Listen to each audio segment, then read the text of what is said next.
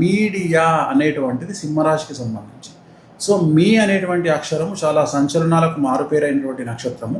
So media అనేటువంటిది సంచలనంగా ఉండబోతా ఉంది.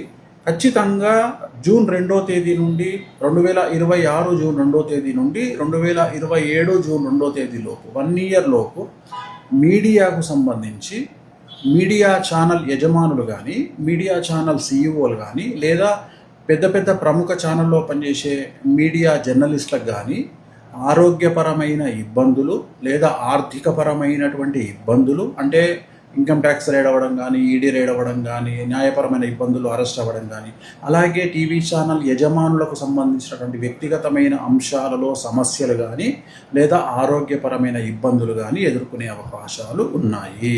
కాబట్టి మాట్లాడేటప్పుడు జాగ్రత్తగా ఉండండి. గురువు అంటే నోటికి సంబంధించి టంగ్ స్లిప్ అయ్యే అవకాశం ఉంది. నేను ఇంతకుముందు చెప్పినట్లుగానే మీరు ఏమంటారు, వాళ్ళు చాలామంది ప్రవచనకారులు కానీ, సినిమా ఇండస్ట్రీ పర్సన్స్ కానీ, మరి ముఖ్యంగా టీవీ జర్నలిస్టులు కానీ మాట్లాడేటప్పుడు జాగ్రత్తగా ఉండండి. మీరు మాట్లాడే పదాలు దొరలడం వల్ల మీరు లీగల్ ఇష్యూస్ని ఎదుర్కొనే అవకాశాలు కనిపిస్తూ ఉన్నాయి. అలాగే సామాన్యమైన జనాలకు కూడా విపరీతమైనటువంటి సంచలనాలు ఉండే అవకాశం ఉంది. మరి దీనికి పరిహారం ఏమిటంటే, శ్రీకాళహస్తిలో గురు దక్షిణామూర్తి వద్ద గురుహోర ఉంటుంది 1 అవర్ ప్రతిరోజు. ఆ 1 అవర్ టైంలో ప్రత్యేకమైన పూజ నిర్వహించుకోండి. అలాగే ఎల్లో కలర్ దుస్తులు ప్రతి గురువారం నాడు ధరించండి. ఇది సంవత్సరం పాటు చేయండి.